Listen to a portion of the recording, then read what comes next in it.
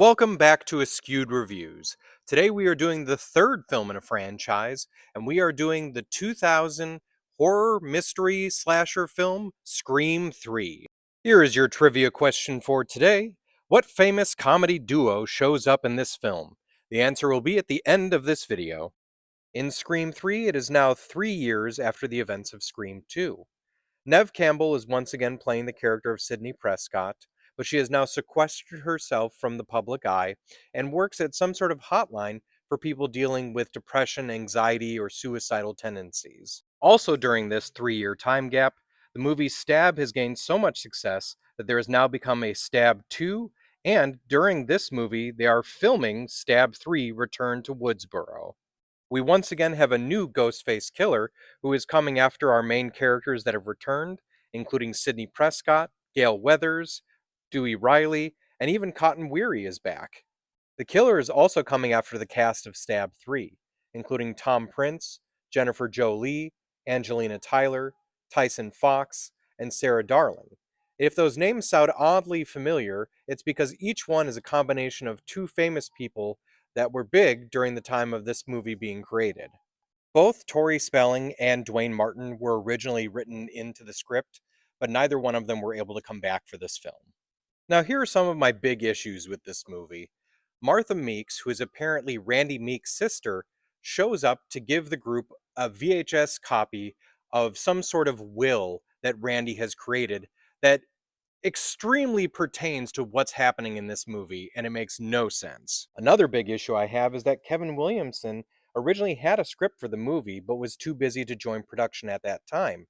So they decided to bring in Aaron Kruger to write it instead, who, in my opinion, did not do a very good job, especially because he just threw out the ideas that Kevin had for the third movie. And don't even get me started on the science fiction voice changer, which has technology that we still don't have available to this day. Now, here are some of the things I did like about this movie. Number one, the fact that Sidney Prescott was still wearing the necklace that she got from Derek in the last movie. Number two, the fact that they brought Lynn McCree back in to actually physically play Maureen Prescott, mind you, in a very creepy and odd way.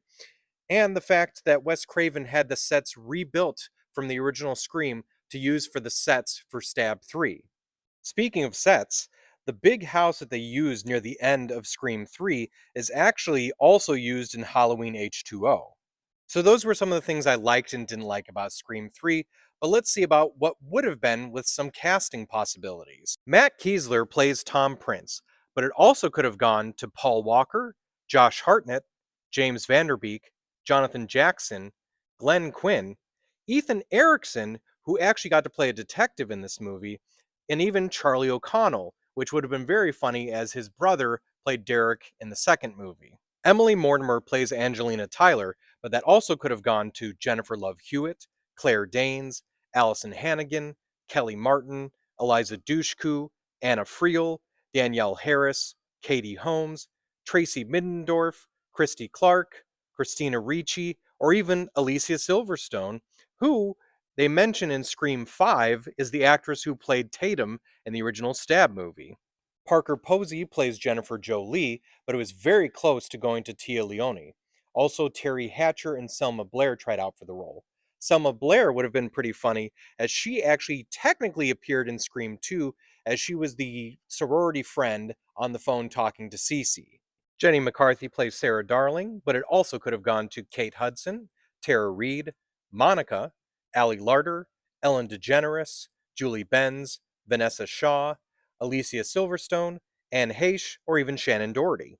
Patrick Dempsey plays Mark Kincaid and was hired the day before production started, but the role almost went to David Boreanaz. Roman, played by Scott Foley, almost went to Benicio del Toro.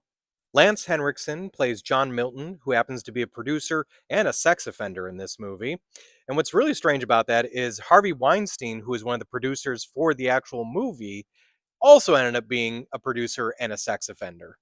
Now, the character was almost played by Wes Craven or Christopher Walken. Bianca, who is wonderfully played by Carrie Fisher, almost went to Jamie Lee Curtis or Heather Locklear. Heather Matarazzo was Martha Meeks, but it was almost Veruza Balk. Patrick Warburton was Steven Stone, but it was almost Stone Cold Steve Austin. The character that actually had the most casting possibilities was Christine, played by Kelly Rutherford, who only shows up at the beginning of the movie. Those possibilities were Kate Hudson, Kate Winslet, Shannon Doherty, Charisma Carpenter, Liv Tyler, Jennifer Connelly, Rachel True, Kerry Russell, Alyssa Milano, Denise Richards, Julie Benz, Vanessa Shaw, Alicia Silverstone, and Anne Heche. For this next part, there are spoilers.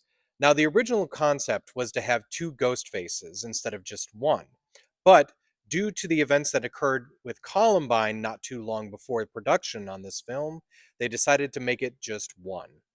As you know, if you've seen the movie, Roman is one of the killers. Here were the other possibilities. Matthew Lillard was going to come back as Stu, who didn't die in the first movie, was in prison, and was the mastermind behind this. Number two was Wallace, the police officer. And number three, which is the one they were leaning towards the most, was having it be Angelina Tyler. They even started filming with the idea that it was Angelina as the second killer, and you'll notice with a lot of sequences and how Emily plays the character that it was heavily leaning in that direction. As for my opinion on Scream 3, I'm sorry, but I just didn't like it very much. A lot of that probably has to do with the fact that there were so many script revisions and the fact that they didn't bring Kevin Williamson in to actually write the script for this one.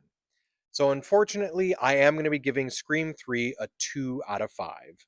Now, as for the trivia question from the beginning of this episode, what famous comedy duo shows up in this film?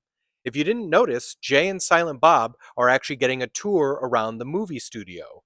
Also in the background is Wes Craven as a tourist. Thank you for watching this episode of Askewed Reviews. If there's any movie you'd like to see get a review, put it down in the comments. Otherwise, as always, like, comment, share, and subscribe.